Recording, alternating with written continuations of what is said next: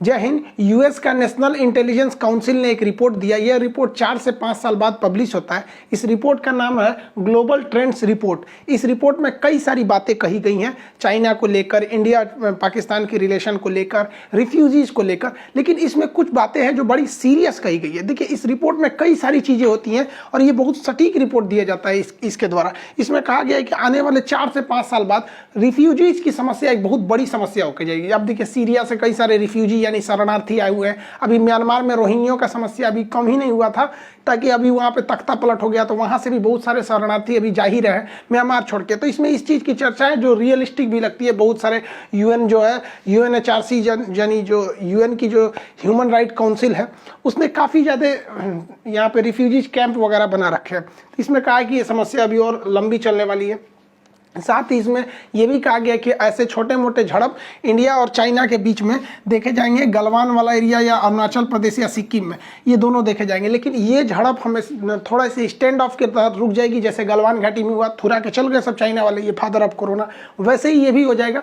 लेकिन इस रिपोर्ट में पाकिस्तान से थोड़ी सी मतलब जो रिपोर्ट में सामने बताया गया है कि पाकिस्तान आतंकवाद को ढील दे देगा और 2024 से 25 के बीच में पाकिस्तान से बहुत बड़ा टेरर अटैक होगा इंडिया की ओर से, जिसका जवाब इंडिया बहुत ही करारा जवाब देगा, जिससे कि यह बहुत बड़ा युद्ध का रूप ले लेगा। जैसे कारगिल से भी बड़ा युद्ध का रूप लेगा। कारगिल भी तो एक तरह से समझिए कि तो पाकिस्तान की आर्मी खुल के सामने नहीं लड़ी थी, हालांकि पाकिस्तानी आर्मी के थे सब वहाँ पे, लेकिन खुल के नहीं आई थी। तो इस रिपोर्ट में कहा गया है कि जैसे अमेरिका को देखिए, अमेरिका तालिबानी आतंकवादियों के साथ कॉम्प्रोमाइज़ कर रहा है, तो जैसे यहाँ अफगानिस्तान में तालिबानी आतंकवादियों का दबदबा आएगा, तो पाकिस्तान इन आतंकवादियों के थ्रू इंडिया में कन्फर्म अटैक कराएगा।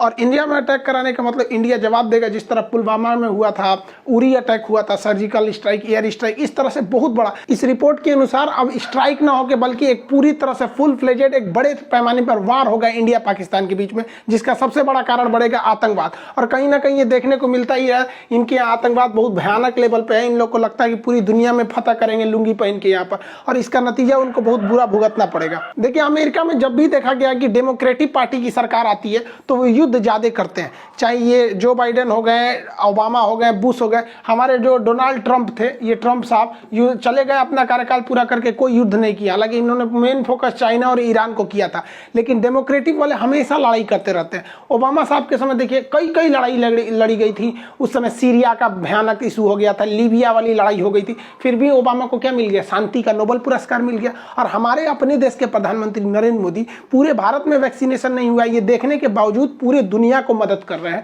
कोरोना वैक्सीन भेज रहे हैं। अगर नहीं भेजे तो क्या इनके ऊपर कोई प्रेशर लगेगा? नहीं। लेकिन इनके बावजूद हमारे प्रधानमंत्री को नोबेल पुरस्कार शांति का नहीं मिलेगा, लेकिन ये 4 गो युद्ध लड़ लेंगे फिर भी शांति का नोबेल दे दिया जाएगा इनको। ये लोग एकदम होशियार है। देखिए भाई साहब, एक बात बताते हैं, अगर कोई आपको अंधेरे का डर दिखा रहा है तो मतलब आपसे टॉर्च बेचना चाहता है, तो ये भी युद्ध का डर दिखा के हथियार बेचना चाहते हैं। ये जो बाइडेन ये बहुत बड़ा होशियार बनते हैं, हथियार ले लो, बम ले लो, तोप ले लो, बंदूक ले लो, मिसाइल ले लो, इसे सब हथियार का व्यापारी है सब। इसलिए भारत और पाकिस्तान के बीच में ये रिपोर्ट दिखा के और हथियार बेचना चाह रहा है। पाकिस्तान तो डर के मारे ले ही लेगा कि भैया हमारा क्या हाल होगा यहाँ पर। लेकिन 1 मिनट के लिए मान लेते हैं कि 2024 से 25 के बीच में ये रिपोर्ट सही भी हो जाएगी तो हमारे लिए तो अच्छा है। मोदी जी से बार बार पूछा जाता है कि हम लोग पीओके क्यों नहीं ले आ पाते। 1947 से 48 के बीच में जैसे देश आज़ाद हुआ था तो पाकिस्तान ने भारत का ये 30% एरिया जो ग्रीन वाला देख रहे हैं, इसे पीओके कहते हैं, पाक ऑक्युपाइड कश्मीर, पाक अधिकृत कश्मीर, ये कब्जा कर लिया। और इसमें से लगभग 5000 स्क्वायर किलोमीटर एरिया का ये जो था, ये चाइना को गिफ्ट दे दिया था। ये इसे सक्सक्राम वैली कहते हैं,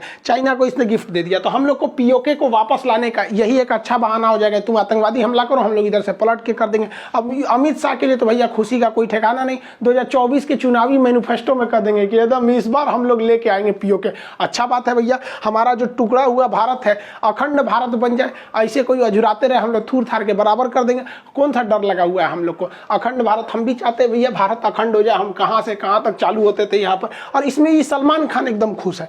ये क्या लिए खुश है? करा कि भैया मेरा एक तो मूवी था बहुत हिट कर गया, एक था टाइगर, अब 2024 में एक मूवी बनाने जा रहा है। इसको क्या लगता है भाई साहब, सलमान भाई, बजरंगी भैया, इनका क्या सोचना है कि भैया 24-25 में जब पाकिस्तानी हमला करेगा तो भारत के हमले में पाकिस्तान तबाह हो जाएगा, तो एक मूवी बनाना चाहते हैं। एक था टाइगर नहीं, एक था पाकिस्तान, बना बहुत अच्छा, हम भी देखेंगे, चलेगा, बहुत अच्छा मूवी। आप मत रोइए, देखिए आप ही लोग की गलती है। हम लोग जबरदस्ती मारने आते हैं, हम लोग गए थे पुलवामा में हमला करने के लिए, आप ही का मंत्री कह रहा है कि हम लोग पुलवामा में मारे हमला। अरे भैया आप सोते हुए सैनिकों को मारे, हम लोग आपको उठा के धो के चले हैं भोरे भोरे। मत रोइए, चुपचाप हो जाइए।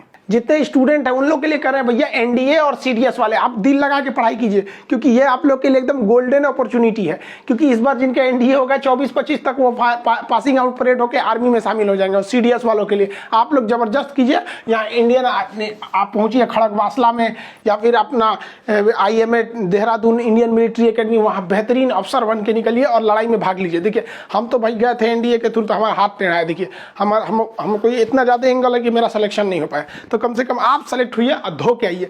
और आप लोग इस रिपोर्ट के हिसाब से धोइए, इसलिए बहुत जल्दी हम एनडीए और सीडीएस के बैच को आपको बताएंगे और आप सब लोग इस बैच में आएंगे। और इस बैच में निकलने पास होने के बाद आर्मी में ट्रेनिंग लेके 24-25 में धोइए, ताकि उस समय हम बताएं कि भाई देखो हमरो बैच का लड़का धो के आया है सब यहाँ पर। अभी पाकिस्तान के पास ये समस्या नहीं, यूएन की एक रिपोर्ट के हिसाब से 3 से 4 साल बाद पाकिस्तान के पास एक वाटर क्राइसिस आ जाएगा। यहाँ पे पानी की एक बहुत बड़ी समस्या आएगी। देखिए पाकिस्तान का जो सिंध और पंजाब वाला एरिया है ना, बस यही ठीक है, लेकिन उधर खैबर पख्तूनख्वा हो गया या फिर बलूचिस्तान हो गया, वहां पानी की बहुत ज्यादा किल्लत है। तो पानी की इतनी भयानक समस्या आने वाला है, अब इन लोग को पता ही नहीं है, इन लोग अभी दूसरे दुनिया में जी रहे हैं। इनको कहना है कि कश्मीर में वापस 370 लगाए जाए। भैया कौन सा नशा करता है, सभी सबको नहीं समझ में आता है। मत तुरा काला से 370 अब वापस हो जाएगा। कहते हैं जस करनी तस हो भोग ही पावा। पाकिस्तान ने आतंकवादियों को पाल पोस के बड़ा किया, आज इनको समझ में आता है इन आतंकवादी पाकिस्तान के लिए खतरा बन गया। हाँ खैर अल्लाह इन आतंकवादियों पर रहम करे, क्योंकि हमारी इंडियन आर्मी तो इन्हें रहम करने वाली है नहीं। इन लोग को लगता है कि किसी मासूम को बम फोड़ के मार देंगे, किसी होटल में ट्रेन में बम फोड़ देंगे तो इन्हें अल्लाह माफ़ करेगा और जन्नत देगा। देखिए आतंकवादियों को माफ़ करना या ना करना ये अल्लाह का काम है, लेकिन आतंकवादियों को अल्लाह तक पहुंचा देना ये हमारी इंडियन आर्मी का काम है। तो हमारी इंडियन आर्मी इन लोग को इनके मुकाम तक पहुंचाती है। खैर अब क्या कीजिएगा, इन लोग को समझ में नहीं आता है। पता नहीं कौन इन लोग को पढ़ा देता है कि किसी होटल में जाके आप मार दीजिएगा, मासूम बच्चों को बम से उड़ा दीजिएगा, गोली मार दीजिएगा रेलवे स्टेशन पे जाके, बस स्टैंड पे फोड़ के, तो इन्हें जन्नत मिलेगा। और जन्नत में इनको 70 तो हूर मिलेगी, परी मिलेगी। अजब हाल है ससुर इन सब का मेंटेलिटी देखो। हम लोग हिंदुस्तान वाले सोचते हैं कि मरने के बाद शांति मिलेगा, ये सब ससुरा दुनियादारी बहुत खराब चीज़ है। इस ससुरा मरने के बाद वो सोचता है सब घूमो एकदम ठर, मतलब वो 70 का व्यवस्था सोच के रखता है। बताओ भाई ये कौन बात है यहाँ पे। ये बताइए इसको कोई चढ़ा दिया कि इसको 70 हूर मिलेगी, सब जाके बम फोड़ दिया ताज होटल में, इसको क्या हाल हुआ होगा, चिथड़ा उड़ गया इसका, इसको जन्नत मिल गया होगा। अजमल कसाब को फांसी लग गया, आए थे जन्नत के लिए। चलिए जन्नत में थोड़ा फोन करके देखते हैं, आके परी से पूछता है। हेलो हाँ जन्नत की परी, अरे वो ताज होटल में बम फोड़ने वाला था ना अजमल कसाब, वो जन्नत में पहुंच गया? हाँ क्या हाल चाल है उसका? मर गया? जन्नत में कैसे मर गया? हाँ एड्स हो गया उसको? ओ माय गॉड, ठीक हम पाकिस्तान वालों को बता देंगे, सेफ्टी लेकर जाएगा सब। ठीक। देखो भाई आतंकवादी लोग ध्यान से देखो, उधर देखो अजमल का साहब को एड्स हो गया वहाँ पे। ऐसा नहीं देखो, आप वहाँ पे मेडिकल स्टोर से सेफ्टी खरीद के लेके जाओ, वहाँ व्यवस्था नहीं है यहाँ पे। खैर हम इंडियन आर्मी को भी कहेंगे इन लोग के साथ कफन में सेफ्टी रख के भेजे, वहाँ पे ही सबको एड्स हो जा रहा है। ससुरो सबको पागल है सभी सब। देखिए पाकिस्तान के 90% लोगों को लगता है कि भारत से युद्ध होगा तो ये लोग जीत जाएंगे। 90%, केवल 10% लोगों को लगता है कि वो हार जाएंगे। और वो 10% जानते हैं कौन है? पाकिस्तान की फौज है। बस इनके फौज को ही लगता है कि ये लड़ाई में हार जाएंगे, बाकी इनकी जनता तो दूसरी दुनिया में जीत रही है। इन्हें लगता है गजवाए हिंद, हिंदुस्तान कोई बर्थडे का केक है, आएंगे काट के चल जाएंगे, गजवाए हिंद। अरे इतना थूरेंगे लोग ना तोरा पाकिस्तान को कि हम लोग पूरा पाकिस्तान को भगवाए हिंद करके रख देंगे, गजवाए हिंद करने चले। अरे यार तुमको कौन समझाए कि इतना सपना दिन में मत देखा करो। और हिजड़े कितना भी सपना देखना, हिजड़े कभी बाप नहीं बन सकते। तुम्हारा सपना ही रह जाएगा भारत को जीतने। ससुरा हम लोग चांद पे चल गए, लोग मंगलयान लेके मंगल ग्रह पे चल गए, अभी सोच रहा है कि कश्मीर में कैसे घुसा जाए। सोचो ससुरा हम कितना समझाएंगे, हमारा समझने तुम समझेगा। खैर आप लोग समझ गए ना, ये रिपोर्ट से कुछ होने वाला नहीं है, ऐसे ही ये रिपोर्ट आई है और होगा भी तो क्या करेंगे हम लोग पे। चाकू गिरे तरबूजा पे, चाहे तरबूजा गिरे चाकू पे, कटना तो तरबूजा को है, यही लोग कटेंगे लोग यहाँ पर, और क्या करिएगा हम लोग को। आई होप आप इस रिपोर्ट को समझे होंगे। मिलेंगे नेक्स्ट क्लास में। जय हिंद।